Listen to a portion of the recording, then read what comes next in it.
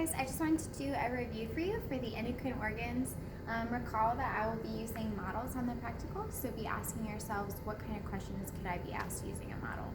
So let's first talk about what endocrine organs we see here. That would be the testes and then the ovaries. So recall that we're in the hypothalamus. GnRH is secreted that acts on the anterior pituitary, which releases LH and FSH. So LH and FSH are going to act on the testes and the ovaries. FSH, follicle stimulating hormone, is going to cause the development of sperm and egg, whereas LH is going to cause the release of the egg, so ovulation. All right, if we move over here, this was our endocrine baby model, and right here would be the thymus. Recall that involutes with age, so we don't really see it in adulthood. And up here would be the thyroid gland. And then back here, on top of the kidneys, would be the adrenal gland. So right there. So notice how it's not actually a part of the kidney, but it's tissue that's sitting on the top of it. If we go over here to the brain model, this of course is a sagittal section of the brain. This region right here would be the hypothalamus. So the hypothalamus is physically connected to the pituitary by the pituitary stalk. You can't really see it, but the pituitary gland is separated into an anterior portion and a posterior portion. The anterior portion is epithelial tissue, whereas the posterior portion is neural tissue. Remember that the posterior pituitary does not make hormones. It only releases it. So hypothalamus is making oxytocin and ADH, and then it's traveling down the posterior pituitary releases that. Whereas we do see production of hormone in the anterior pituitary. We also have this tiny gland right here, which is the pineal gland, and that will produce melatonin, which of course will regulate our sleep-wake cycles. Okay, moving over here to the breast. So we have two hormones that are acting on the breast. We have prolactin, and then we also have oxytocin. So if we think about prolactin, that's going to cause milk production, whereas oxytocin will cause milk release. You should also know the other effects of oxytocin, so we call it the cuddle hormone, contentment, things like that, but also stimulating uterine contraction so that the baby can move through the vaginal canal. Moving over here, we have another model of the kidney, and then we see our adrenal glands yet again. So our adrenal glands are kind of delineated into two parts, the outer cortex and then the inner medulla. The cortex is split into three sections, which would be the fasiculata, the glomerulosa, and the reticularis. But what we see is that ACTH is going to act on the adrenal cortex, and as a result from the zona glomerulosa, we're going to see it secrete cortisol. So cortisol is responsible for the stress response. One more thing about the medulla.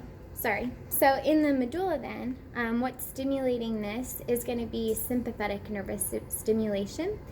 And sympathetic nervous stimulation will hit the medulla, and as a result, norepinephrine and epinephrine will be produced. So that's kind of like your fight or flight response. So I could ask you, what's kind of unusual about this medulla in its stimulation is that the medulla isn't stimulated by a hormone, but by actual nervous innervation. We're moving over here, and we see the thyroid gland. So just to orient ourselves, this would be the Adam's apple, right? So thyroid gland is right here. Of course, there would be another one on this side. And the thyroid gland is going to be acted upon by TSH. So TRH comes from the hypothalamus, goes to the anterior pituitary. Anterior pituitary releases TSH, which acts on the thyroid.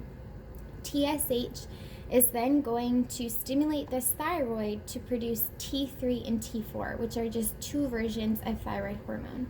And T3 and T4 are responsible for establishing metabolic rate. So hypothyroidism, you would be very lazy, like lethargy, mental cloudiness, increased weight gain. But if you had hyperthyroidism, you would have anxiety, a lot of weight loss. So anyway, we have the thyroid gland, and if I were to spin this around, it's not really pictured on the thyroid, but let's say, actually I think it is, these little dots, right? So this is the parathyroid glands. They're distinct from the thyroid, And if you remember, parathyroid glands are going to secrete PTH, parathyroid hormone. And that's going to happen when our blood calcium falls too low, and PTH is going to tell our osteoclast to work overtime so we can free calcium and put it into the blood. Kind of the opposite side of that is that there are parafollicular cells within this thyroid. Okay, and these guys are going to secrete calcitonin when blood calcium is too high. This is going to shut off our osteoclast so that we don't have more calcium being freed into the bloodstream. All right, and lastly, here we have our pancreas. So recall that this is our pancreas. Our pancreas is going to be both exocrine and endocrine. The endocrine portion of our pancreas is called our islets of Langerhans. If you look under your histology slide, you'll be able to see that. But the islets of Langerhans are made up of both alpha cells and beta cells. Alpha cells secrete glucagon, beta cells secrete insulin, and you should know what those do. So insulin, of course, is going to lower our blood sugar. So you just ate a meal, your blood sugar is high. Insulin is going to work to take that sugar in the blood and put it into cells so that the cells can do something with it.